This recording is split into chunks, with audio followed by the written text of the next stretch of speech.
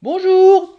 Suite à l'afflux de courriers imaginaires que j'écris moi-même, j'ai décidé de vous en faire la lecture et de vous apporter des réponses grâce à monsieur Hashtag, qui est expert en tout.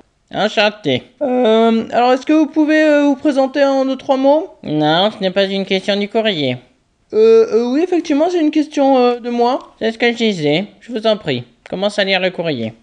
Ok. Alors, première question de Manon qui a 15 ans et qui nous dit, alors je cite, je rate tout ce que je fais et en plus il y a ma sœur qui fait rien qu'à faire de faire exprès, de faire les mêmes choses que moi, mais elle réussit super bien à chaque fois. Oui, les boules.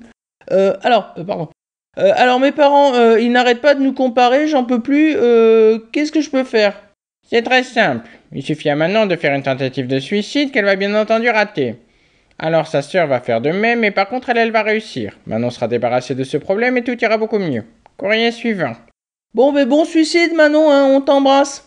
Alors, le courrier suivant nous est adressé par Pierrick, qui nous envoie une blague qu'il a écrite lui-même. Il voudrait notre avis. Alors, je lis.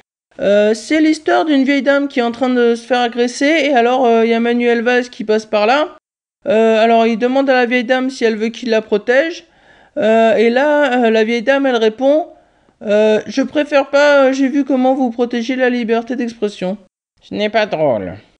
C'est peut-être moi qui raconte mal aussi, peut-être que... Courrier suivant. Alors, un courrier de Muriel qui a l'air très fière de son petit Arthur. Elle nous a envoyé un dessin qu'il a fait et qui s'affiche sur votre écran.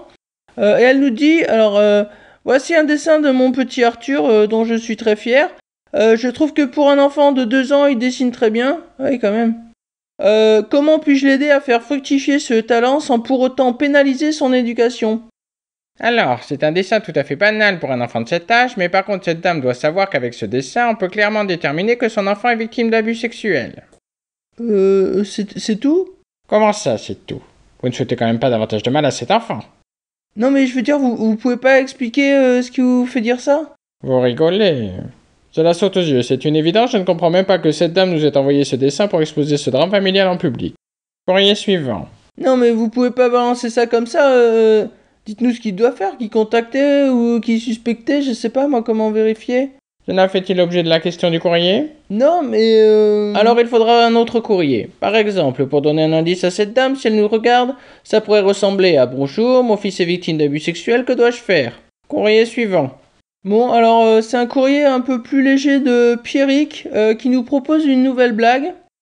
Alors, c'est un enfant qui est en train de se faire taper par ses camarades de classe.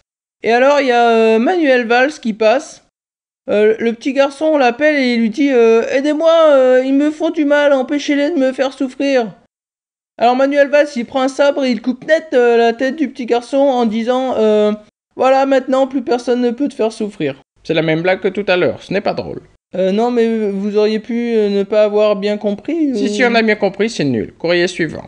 Alors, c'est Ginette qui demande bonjour, mon enfant est victime d'abus sexuels, que dois-je Vous faire? inventez. Ce courrier n'existe pas, je n'y répondrai pas, et cette tentative pathétique ne vous honore pas. Courrier suivant. Bon, alors là, c'est le dernier. C'est José qui nous demande mon fils est en train de s'initier à la religion musulmane grâce à la radio religieuse Skyrock. C'est une très belle religion, mais tout ce qu'il semble en retenir pour le moment, c'est qu'on peut vendre de la drogue et coucher avec des prostituées du moment qu'on fait bien le ramadan. Que faire? Eh bien, José, sachez que contre toute attente, Skyrock n'est pas officiellement une radio religieuse. On y fait certes des allusions à la religion dans quasiment toutes les chansons, mais les chanteurs n'ont aucune légitimité et n'ont pour la plupart rien compris à la spiritualité en général. Pour ouvrir l'esprit de votre fille, je ne saurais que trop vous conseiller de le réorienter vers le Gilles de Asperger Show. Merci pour votre sagesse, monsieur Hashtag. À bientôt! Au revoir.